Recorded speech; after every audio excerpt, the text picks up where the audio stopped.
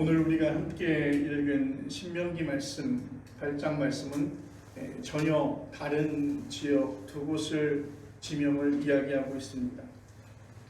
우리가 노래처럼 늘상 같이 하는 것이죠. 우리가 출애굽을 이야기하면 항상 우리가 늘 같이 따라 붙는 말씀이 그 가나안 땅을 설명할 때 우리는 젖과 꿀이 흐르는 땅이다, 그렇게 설명하고 있습니다. 이 젖과 꿀이 흐르는 땅은 하나님의 놀라운 은혜였으며 하나님의 인도하심이었으며 하나님의 사랑이었음을 우리는 다시 한번 생각해 볼 수 있습니다. 그런데 이 가나안 땅을 이야기하면서 다른 한 곳을 또 생각해 보면 사람이 살기 힘든 아주 척박한 광야, 그들이 출애굽을 하고 40년 동안의 그 기간 동안에 가나안 땅에 들어가기 전에 그들이 생활했던 40여 년의 그 광야 생활을 우리는 생각할 때 정말 힘들고 어렵고 쉽지 않은, 그래서 주인을 잃은 것처럼, 우리의 조국을 잃은 것처럼 정말 방황하는 그러한 삶의 연속이었음을 다시 한번 생각해 보게 됩니다. 이스라엘 민족은 지금 40년에 걸친 광야 생활을 이제는 끝을 내고 있습니다. 그들에게는 정말 굉장히 중요한 날이고 중요한 시기였을 것이라고 생각이 되어집니다.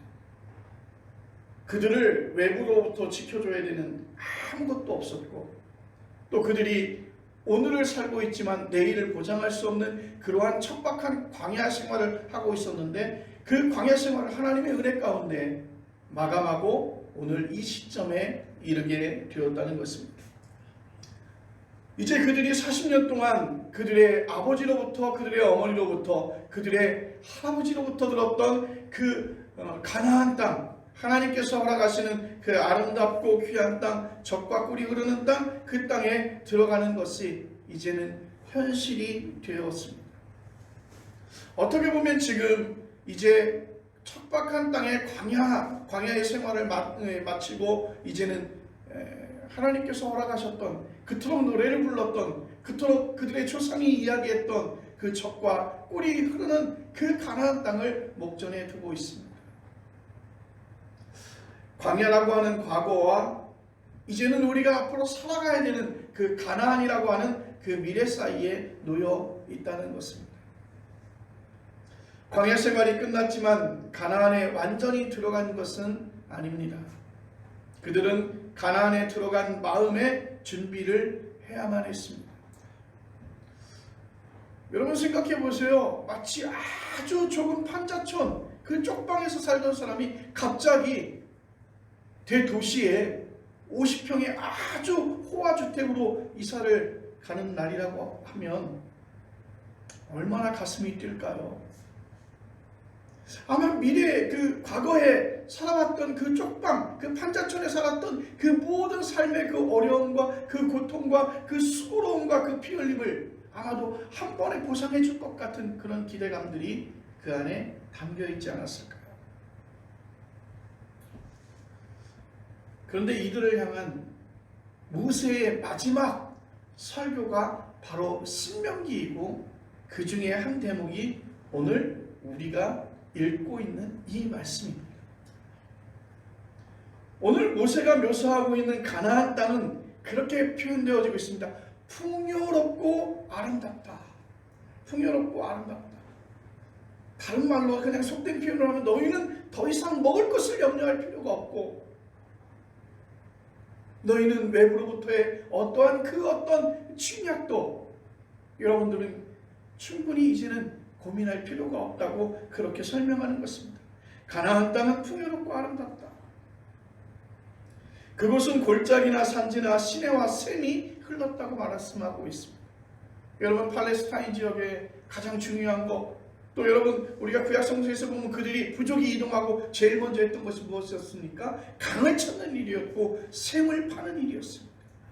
유목민에게 있어서 이 샘이라고 하는 것과 그들이 먹을 물이라고 하는 것은 생명과도 직결되는 것이에요. 그래서 구약성서에 보면 항상 물과 관련된 이야기가 나올 때는 항상 하나님의 축복이 뒤따라 나오는 것을 볼 수 있습니다. 이렇게 골짜기나 산지나 시내에 샘이 흘러넘쳤기 때문에 밀과 보리가 잘 자랐고, 포도와 무화과와 석류와 감람나무와 꿀이 넘쳐났다는 것이죠. 그래서 가나안 땅을 아무 부족함이 없는 곳이라고 표현하고 있습니다.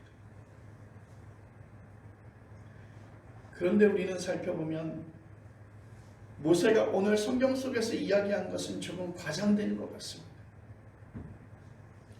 철광석과 동광석이 나온다는 표현에서도 그것을 확인할 수 있는데 가나안 땅에는 그런 지하 자원이 없었습니다. 그런데 왜 모세는 그 가나안 땅을 하나님이 우리에게 허락하신 젖과 꿀이 흐르는 땅이라 풍요롭고 아름다운 땅이라 그렇게 표현했을까? 여러분 생각해 보세요. 상대적으로 광야와 비교하면 가나안 땅은 지상 낙원이에요. 우리가 오늘 절대적인 어떤 그러한 의미에서의 가나안 땅을 생각하는 것이 아니라 모세는 상대적인 그 가나안 땅을 설명하고 있는 것입니다.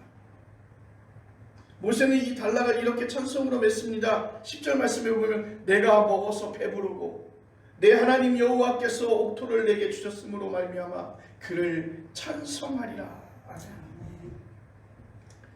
여러분 광야에서 늘 생존의 위협을 느끼며 가난에 찌들려 왔던 이스라엘 민족이 이제는 정착할 수 있습니다. 안정적으로 살아갈 수 있습니다. 그 안정적으로 살아갈 수 있는 그 가나안 땅으로 들어갈 순간이 왔다는 것만 생각하면 당연히 찬송을 불러야 되겠죠.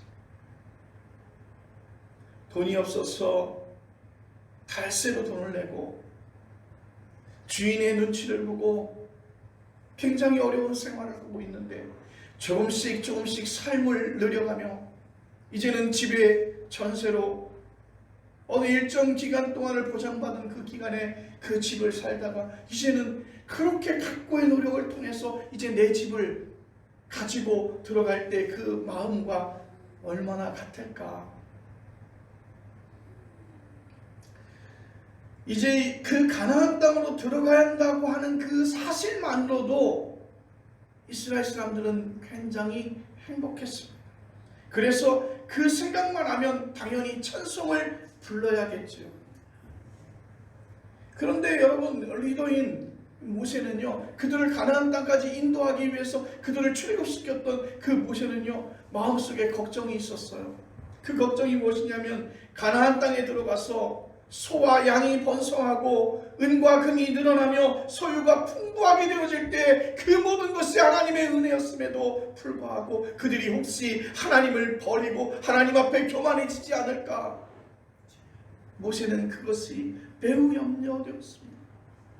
하나님께서 출애굽 당시에 그들을 이끌어내시고 그 광야의 40년을 그들을 지키시며 인도하셨고 이 가나안 땅에 인도하셔서 그들이 정착하게 하셨는데 그들이 정착하고 나서 그들이 그 풍요로움에 모든 것을 빼앗기고 여호와 하나님을 잊을까? 여호와 하나님을 잊을까? 그 걱정에 모세는 그렇게 애타게 염려하며 말씀을 전하고 있습니다.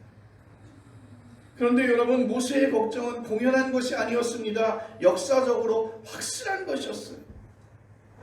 이스라엘 민족은 가나안 땅에서 하나님을 멀리했습니다.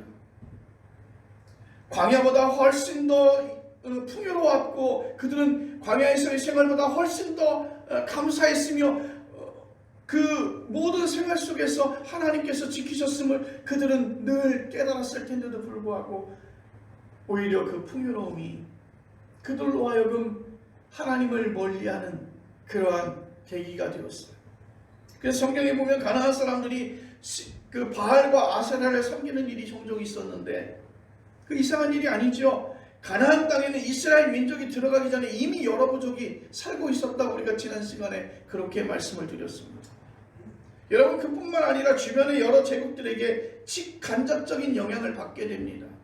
이런 영향에서 정치와 문화만이 아니라 종교적인 것을 가장 큰 영향을 받게 되는 거예요. 이 상황에서 여호와 하나님을 기억하고 그를 섬기는 건 간단한 것이 아니었습니다. 예전에는 절대적이었어요. 하나님이 인도하시는. 마치 지금 우리가 세속의 삶에서 기독교적인 삶을 올곧게 지켜내기 힘든 것처럼 여호와 하나님 신앙은 공짜로 주어지는 게 아니라 여러분 주변에 있는 사상과 주변에 있는 종교와 주변에 있는 생각과 우리를 달콤하게 유혹하고 있는 그 모든 것과 치열한 투쟁의 결과로 여러분 하나님의 신앙이 지켜지는 줄로 믿으시기를 바랍니다. 이런 투쟁의 선봉에 서 있는 사람들이 예언자이고 성서의 전달자입니다. 우리가 이 사실을 조금 더 정확하게 이해하려면 신명기가 어떤 배경에서 기록되었는지 우리는 조금 이해해야 될 것입니다. 기원전 7세기 초에 일어난 남유다 요시야 왕의 개혁운동입니다. 표면적으로 모세가 미래의 일을 예측하고 충고한 것처럼 진술되고 있지만 실제로는 이미 일어난 과거의 역사를 확인한 것이었습니다. 신명기는 이스라엘의 역사에서 이스라엘 민족이 여호와 하나님을 잊어버렸다고 그렇게 보고 있는 것입니다. 이스라엘 민족들이 여호와 하나님을 버렸다고 그렇게 보고 있는 것입니다. 여호와 하나님을 버리고 그들은 새로운 것들을 찾았다 그렇게 말하고 있는 것입니다. 그런데 너희가 계속 그런 길을 가게 되면 너희는 완전히 멸망할 거라고 그렇게 말하고 있습니다. 그래서 그는 광야로부터 가나안 땅으로 들어오기 직전에 행한 모세의 설교를 통해서 당시 이스라엘 백성에게 여호와 하나님을 잊지 말라고 그렇게 말씀하고 있는 것입니다. 오늘 모세의 설교에 따르면 이스라엘 백성들이 여호와 하나님을 잊은 이유를 설명하고 있는데 소유가 풍부하게 되어졌다는 것이죠. 여러분 무엇인가 풍요로워지면 하나님의 놀라운 축복 아닙니까? 안 되던 일들이 막혔던 일들이 풀려지면 하나님의 은혜 아닙니까?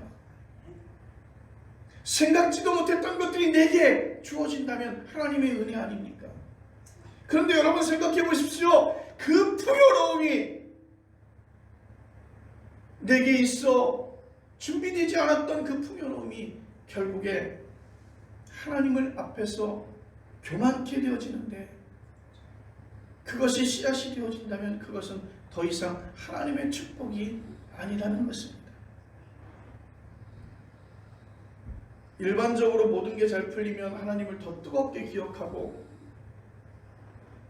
하나님을 위해서 섬기며 하나님의 말씀을 따라 살아가며 하나님밖에 없음을 우리는 소중히 여겨야 됨에도 불구하고 여러분 생각해보세요. 인생이 어우러지면 불평과 불만이 많아지잖아요. 오히려 하나님 섬길 생각을 안 할 것 같은데 여러분 생각해보세요. 여러분의 삶이 조급해지고 여러분의 삶이 어려워질 때 여호와 하나님을 찾는 거예요. 그래서 지금도 많은 기독교인들이 독실한 신앙생활로 하나님의 축복을 받았다고 많이 애를 쓰고 있습니다. 그런데 여러분도 돌이켜보세요.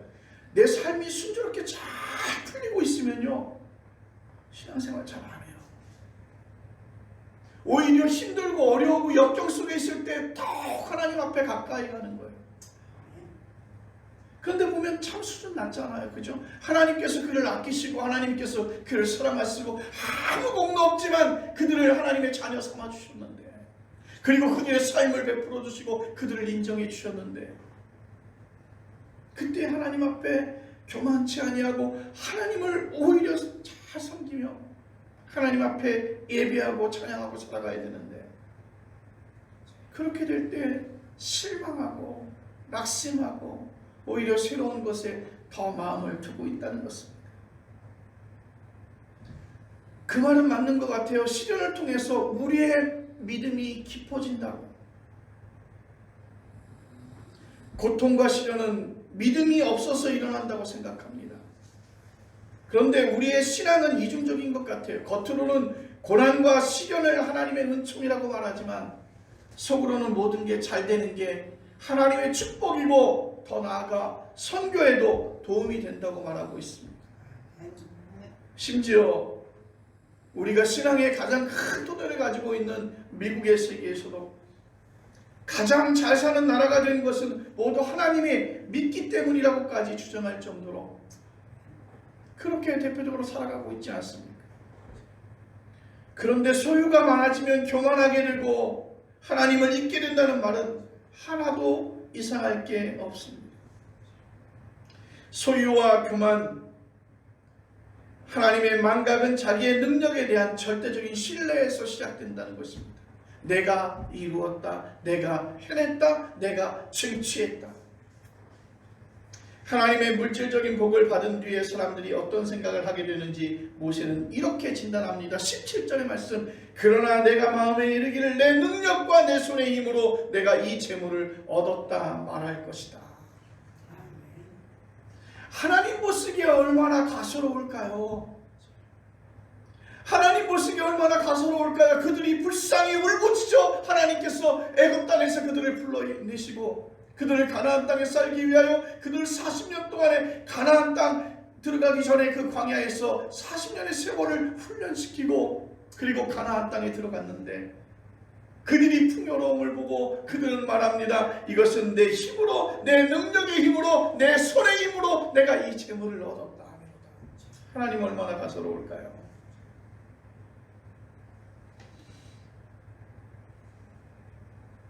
이 말씀을 듣고 거기에 있는 사람들은 신앙이 없어서 그래요.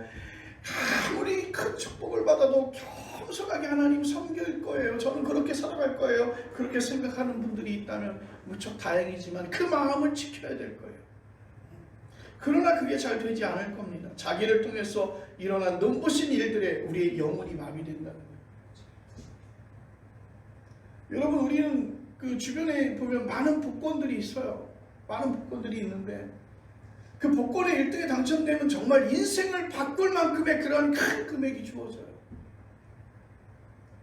뭐 적게는 몇 억에 많게는 수십억의 돈이 그의 삶에 주어지는데 그 삶의 모든 것들을 송두리째 바꿀 만큼 많은 돈이잖아요. 그런데 제가 어느 책자에서 보니까 그런 얘기를 해요. 그들이 그 많은 상금을, 그 복권의 상금을 갖다 이렇게 탔을 때 그들의 삶이 어떻게 변화됐을까를 갖다 이렇게 추적한 그러한 내용이었는데 대부분의 10명 중에 9명은요 패가망신한다는 거예요. 그들이 그 주어진 그 돈을 가지고 사실은 자기의 삶을 유익하게 하고 그 주변의 사람들을 유익하게 하고 그렇게 살아가는 것이 아니라 지금까지 하지 못했던 바람직하지 않았던 그런 일들의 모든 것들이 동원된다는 거예요. 돈만 사용되어지는 게 아니라 그 사람의 영혼까지도 망가진다는 거예요. 그 책에서 그렇게 얘기를 해요. 만약에 복권에 당첨이 되었다면 당신은 당신의 삶을 지킬 수 있는 방법을 가지십시오 라고 하는 첫 번째 이유가 뭐냐면 당첨이 되었을 때 제일 먼저 자신의 삶을 바꾸는 것이 아니라 일상의 생활을 그대로 지켜나가라는 것입니다. 일상의 생활을 가장 지켜나가라는 거예요.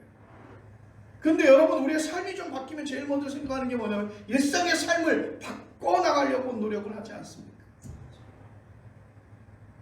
여러분, 잘 되지 않아요. 생각해 보세요.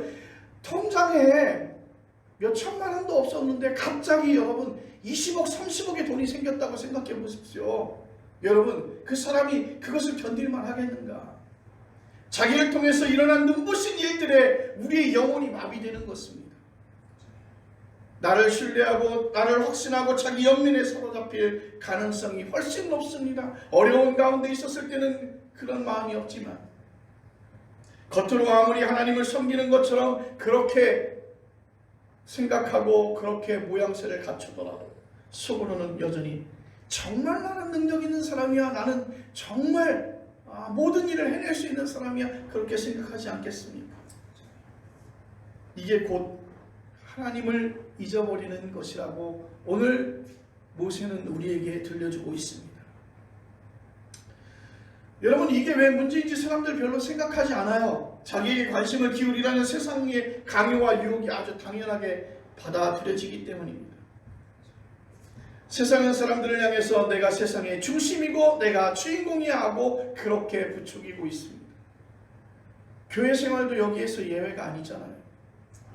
너는 사랑받기 위해서 태어난 사람이야, 세계 선교의 주인공들이야 하는 이야기에 매우 솔깃합니다. 여러분, 그것은요, 내가 그곳에 가서 헌신하고 그곳에 마음을 담으라는 것이지 내가 실제 그 주인공으로서 교만하라고 하는 것은 아니잖아요. 심리학이나 상담학의 차원에서 보면 그런 자기 암시도 필요하죠. 신경정신과적인 치료를 받아야 할 사람이라면 일시적으로 그의 그런 말들을 들어야 되겠습니다만, 그러나 모든 삶과 신앙을 자기에게 집중시키는 것은 자기를 살리는 것이 아니라 죽이는 길입니다. 성서는 그것을 뭐라고 이야기하냐면 죄라고 말하고 있습니다. 죄는 사람을 죽이는 존재론적 힘이라는 것이죠. 그래서 성서가 왜 하나님을 잊지 말라고 가르치는 것인지 우리는 분명합니다. 하나님에게서만 생명이 가능하기 때문인 줄로 믿습니다. 우리가 숨을 쉬어야 살 수 있듯이 그분과의 관계를 통해서 살 수 있다는 것입니다. 생명의 주인은 하나님이신 줄로 믿습니다. 그분은 창조자이시고 우리는 피조물이라는 사실을 우리는 잊지 말아야 할 것입니다. 하나님 외에는 우리를 살릴 수 있는 존재가 이 세상 그 어떤 곳에도 없다는 것입니다. 오늘 이 말씀이 매우 일반적이고 초보적인 말씀이라고 생각할 수 있지만, 여러분, 가장 일반적이고 초보적인 말씀을 우리가 가슴속 깊이 우리는 간직해야 될 것입니다. 그렇게 인식하고 그 세계 안으로 들어가야 될 줄로 믿습니다. 그래서 성서가 그것을 매우 반복해서 전하고 있는 것입니다. 저는 여러분, 이 시간에 우리 스스로에게 솔직해지기를 원합니다. 여러분은 하나님만이 생명의 주인이라고 하는 말씀이 실제로 믿어지십니까? 실제로 믿고 있습니까? 실제로 그러한 영성의 세계로 들어가 보셨나요? 아니면 그냥 신앙생활 하면서 종교 행위를 하면서 그냥 풍월로 들은 이야기인가요? 여러분, 이스라엘 백성의 경우를 본다면 대다수는 아무것도 몰랐습니다. 그들은 가나안 땅에 들어간 뒤로 그 지역의 부족들이 섬기던 풍요의 신을 따라갔습니다. 그게 옳은지 그른지 그들은 그것조차도 구분하지 못했습니다. 여러분, 우리가 지금 풍요를 절대화하는 이 시대 정신을 무조건 추종하고 있는 것처럼, 좋은 아파트로 이사가면 하나님의 복을 받은 것처럼, 직장에서 좋은 직장으로 이렇게 옮겨가면 잘된 것으로, 승진하면 잘된 것으로 그렇게 여기지만, 물론 그것이 잘못됐다는 거 아니에요. 승진하면 좋은 거죠. 연봉이 오르면 좋은 것입니다. 그런데 그 연봉이 조금 오른 것을 가지고 그것 때문에 하나님을 잊어버리고, 좋은 넓은 평수의 아파트로 이사해서 그 하나님을 저버리고, 그들에게 주어지는 그 풍요의 작은 것을 통해서 하나님을 섬기는 일이, 하나님을 믿는 일이 나의 신앙을 버렸다고 한다면 그것은 여러분 축복이 아니라는 것이죠. 하나님이 복이라는 사실을, 하나님이 구원이라는 사실을, 또한 그가 곧 우리 생명의 주인이라는 사실을 신명기는 정확하게 파악하고 있습니다. 그래서 그 사실을 광야의 만나 사건으로 설명하고 있습니다. 너희들 생각해봐. 너희가 광야에 있을 때를 생각해봐. 정말 거기에서는 이루 말할 수 없는 그러한 놀라운 시련 가운데 너희들 있지 않았니? 너희들 그때 뭐라고 그랬니? 물이 없어서 너희들은 그렇게 고생하지 않았니? 당연한 것, 아주 작은 것이지만 물이 없어서 너희들 고생하지 않았니? 그리고 일용할 양식 때문에 너희는 계속해서 애굽 땅을 생각하고 상상하지 않았니? 하나님은 불뱀과 전갈이 있고 물이 없는 그 건조한 땅을 너희들이 지나갈 수 있도록 너희를 도왔고, 반석에서 물을 내셨고 만나를 먹게 하셨기 때문에 너희가 이 자리에 있지 않겠니? 오늘 신명기는 그것을 신앙적 의미를 다음과 같이 해석했습니다. 16절의 말씀, 이는 다 너를 낮추시며 너를 시험하사 마침내 내게 복을 주려 하심이었느니라. 아멘. 오늘 여기에서 중요한 단어는 낮춤과 시험입니다.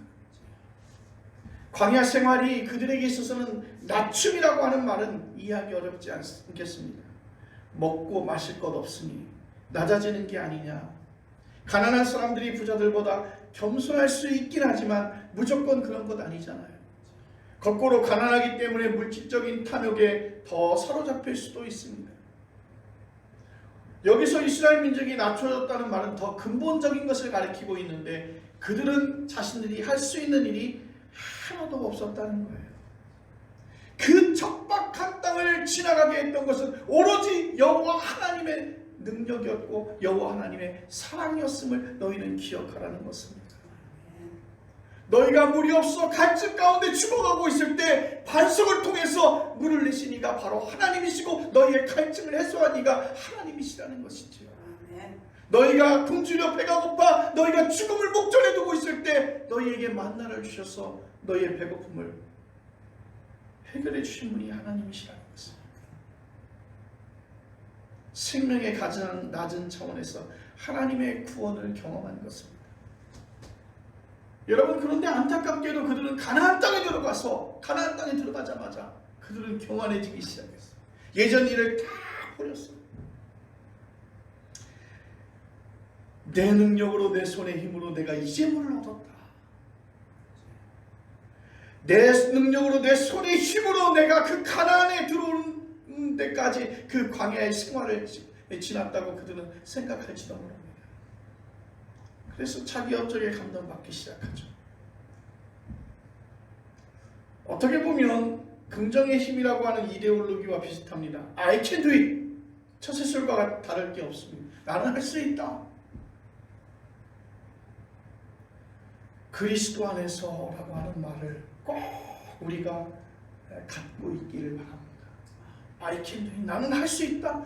그리스도 안에서.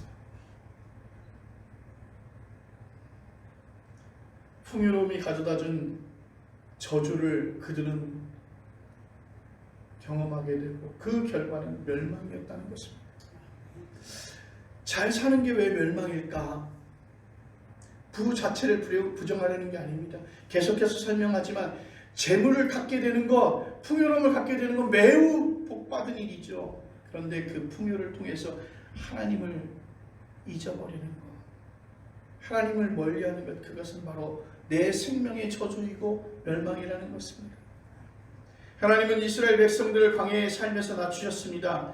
풍요롭지 못한 자기 운명에 대한 자기 합리화가 아니라 하나님만이 생명을 지킬 수 있다는 사실에 대한 분명한 통찰이었고 신뢰였습니다. 그것이 성서가 말하고 있는 가장 명백한 영성이라는 것입니다.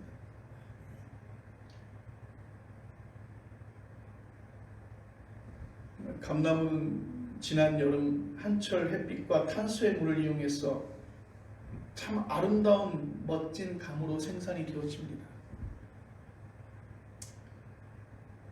지난 금요일날 동해를 가는데 시동교회 목사님이 감을 3개를 갖다 차에다 실었는데 당도가 얼마나 높은지 얼마나 맛있게 먹었는지 몰라요. 여러분, 요즘의 과학자들이 실험실에서 햇빛과 탄소와 물만 이용해서 감이나 사과를 만들어낼 수 있을까요? 어디 감과 사과만이겠습니까? 우리가 직면하는 이 세상의 모든 것은 오직 하나님에 의해서만 가능한 생명의 보화들이라는 사실을 기억하시길 바랍니다. 오늘 그 보화를 위해서 우리가 할 수 있는 일은 이스라엘 백성들이 광야에서 철저하게 무기력했던 것처럼 아무것도 없습니다. 하나님만이 모든 걸 하실 수 있습니다. 우리에게 필요한 것은 바로 그것 하나입니다. 하나님의 생명 사건을, 하나님의 구원 사건을 우리는 직면하는 것입니다. 16절 말씀은 이렇게 말합니다. 그때에 비로소 하나님이 복을 내려주십니다. 더 정확하게 말하면 하나님의 생명 사건과 구원 사건에 일치하는 것이야말로 복이라는 것이죠. 그것 말고 그것 없이 우리에게는 복이 없다는 것입니다. 여러분, 이런 점에서 기독교회는 이미 엄청난 그 무엇과도 비교할 수 없는 복을 받은 것입니다. 오늘은 추수감사주일입니다. 지난 1년 동안 우리는 하나님이 창조한 이 땅에서 나는 것을 먹고 살았습니다. 우리가 졸고 있을 때도, 우리가 남을 비난하고 있을 때도 이 땅은 하나님의 명령에 순종하여 먹을거리를 우리에게 제공하고 있었습니다. 우리는 광야의 이스라엘 백성들처럼 아무런 할 일도 없이 특별 손님 대접을 잘 받았습니다. 그러니 우리가 어찌 하나님을 찬양하지 않을 수 있겠습니까? 그러나 여러분, 그것으로 끝나지 않습니다. 지금 우리가 여기서 먹고 마시면서 대접받은 것은 참된 생명의 반사에 불과하다는 것입니다. 광야의 만나라고 하는 것이죠. 때가 되면 우리는 하나님의 영광을 직접 참여하게 될 것입니다. 영원한 복을 누리게 될 것입니다. 그리고 그날을 위해서 지금부터 찬양을 연습해야 할 것입니다. 그런 찬양을 부를 줄 아는 사람은 비록 광야에서 만나를 먹고 살지만 이미 영광되고 복된 삶을 경험하고 있는 사람들일 것입니다. 내 하나님 여호와를 기억하라. 그가 내게 재물 얻을 능력을 주셨습니다.